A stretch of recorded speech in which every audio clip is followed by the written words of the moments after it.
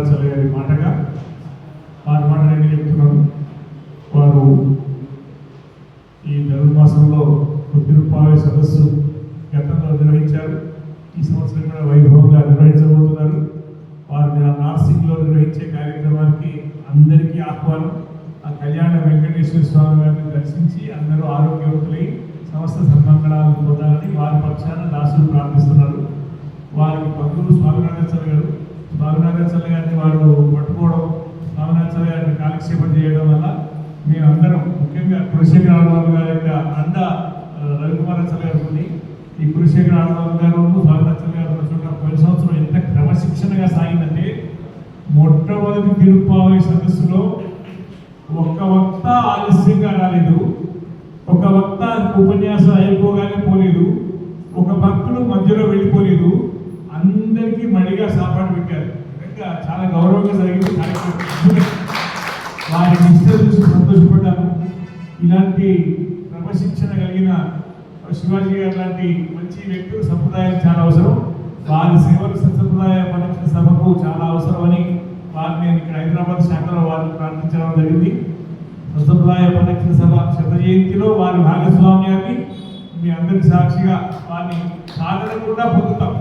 హైదరాబాద్లో ఇలాంటి రత్నాలు దొరికాయి కాబట్టి నేను ఈ మధ్యన కార్యక్రమాలను హైదరాబాద్ ఎక్కువ పెడుతుంటే మా సుమతి గారు, స్వామి మీరంతా హైదరాబాద్ పట్టుకుంటే ఎట్లా, మన వరంగల్లో చేయకపోతే ఎట్లా, 2 సార్లు అన్నందుకు కొన్ని కార్యక్రమాలు గత 3-4 నెలల నుంచి వరంగల్లో జరుగుతున్నాయి. కానీ ఒక కార్యక్రమం త్వరలో కరీంనగర్లో జరగబోతుంది, ఒక కార్యక్రమం త్వరలో నల్గొండలో జరగబోతుంది.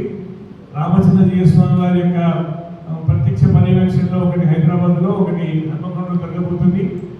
అష్టాక్షరి స్వామి వారిని సంకల్పించిన యజ్ఞంలో రవికుమారాచార్య గారి పాత్ర, మన ఓరెడ్డి రవికుమార్ గారి పాత్ర, అలాగే వారిద్దరి సోదరుల పాత్ర ఉంటుందని వారి పక్షాన్ని నేను కూడా మాటిస్తున్నాను. ఎందుకంటే కర్నూలులో జరిగిన కార్యక్రమం గురించి నాకు ఇప్పటికీ తలుచుకుంటే భయంగా ఉంది. అంత పెద్ద కార్యక్రమం, ఊహకంత కార్యక్రమం, కానీ రసీదు వచ్చింది. కార్యక్రమం బాగా జరిగినట్టుగా మనందరం అనుకోవడం కాదు, స్వయంగా రఘునాథాచార్య స్వామి వారి అష్టాక్షరి స్వామి వారి యొక్క కళలో ఎప్పుడైనా అష్టాక్షరి స్వామి వారికి వారి తినక్షత్రం ముందు 1 రోజు ముందు కానీ 2 రోజుల ముందు కానీ తప్పనిసరిగా రఘునాథాచార్య స్వామి వారు స్వప్నంలో కళలో వస్తారు.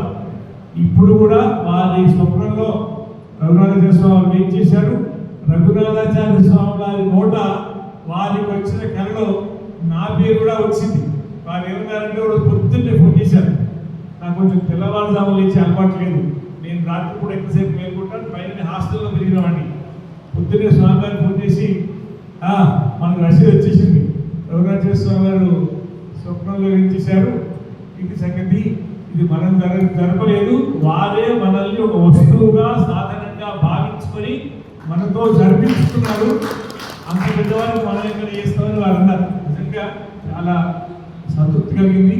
అంత కార్యక్రమం వారు ఆచార్య విషయంలో చేసినందుకు ఆరాధన సర్వేషాం విష్ణువుల ఆరాధన పరం కాబట్టి, శ్రీమన్నారాయణ ఆరాధన సర్వోత్తమైన ఆరాధన కాబట్టి, అష్టాక్షరి మంత్రాన్ని ఉపదేశించిన ఆ శ్రీమన్నారాయణ గురించి జరిగేటువంటి యజ్ఞం కాబట్టి మనందరం తప్పనిసరిగా పాల్గొనాలి.